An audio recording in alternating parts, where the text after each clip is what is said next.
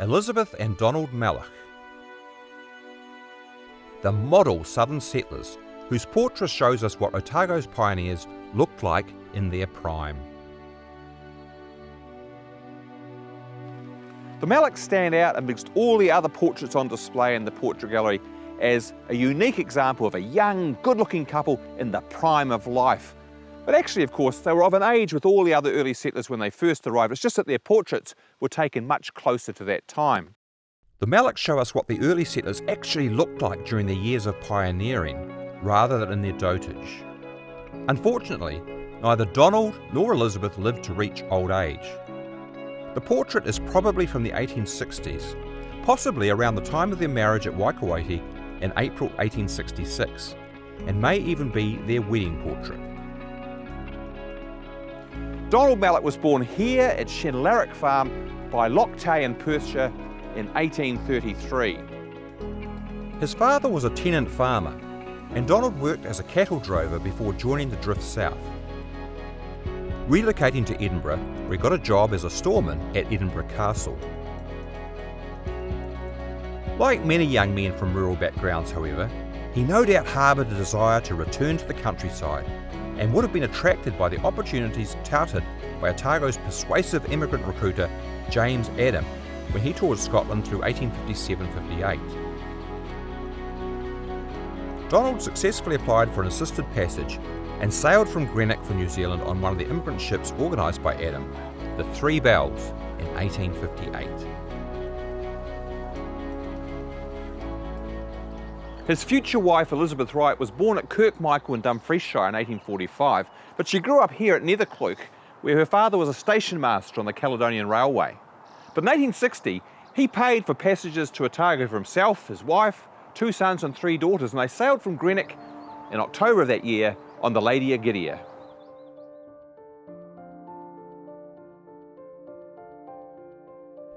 When it arrived in Port Chalmers in January 1861, it was carrying the largest ever shipment of new immigrants to Otago up to that time.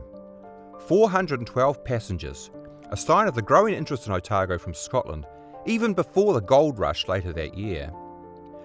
Unfortunately, the Lady Agidia also had one of the highest mortality rates. 32 of the immigrants, almost all children, dying on the voyage after an outbreak of measles aboard the ship after it left Glasgow. The Wright family escaped the contagion and all arrived safe and well.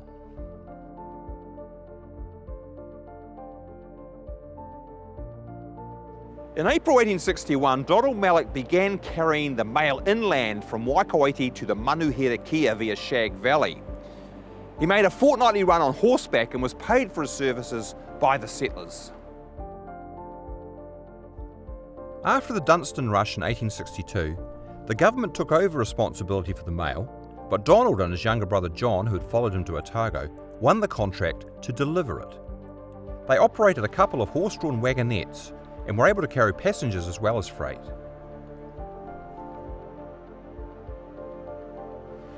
He also carted the very first reaping machine into the Amania Tall, a reed and grey implement manufactured in Dunedin that began a new phase in agricultural activity. It was a bit akin to those early developments in Scotland whereby the application of science and technology to agriculture had boosted production but also reduced the need for labour and led indirectly to men like Donald Malloch having to seek their fortunes elsewhere.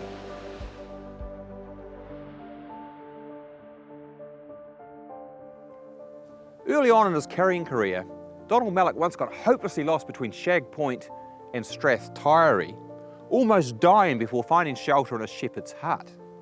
Now thereafter, the gully concern became known as the place where Malloch got lost, gradually mutating over time into Malachy Gully.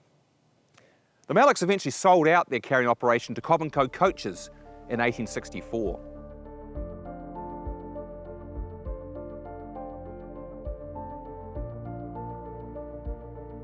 John took up farming at Kyburn, while Donald concentrated on the general store at Hawkesbury. This was where the 21-year-old Elizabeth Wright came as Donald's bride in 1866. Her family had also come to Otago for a return to the land, and her father, the former railway station master who had been born to a farming family, was able to buy his own farm at Evansdale.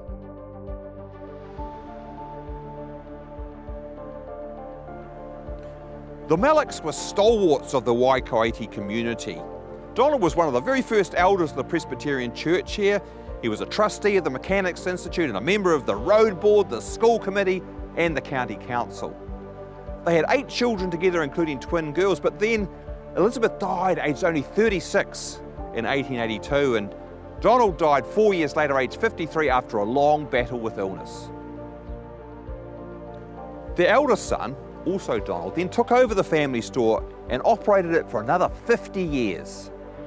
As a sideline, Donald Malloch Jr. was also an enthusiastic local historian, and he wrote a book about the Waikouaiti district that captured many stories of the early days that would otherwise have been lost to history.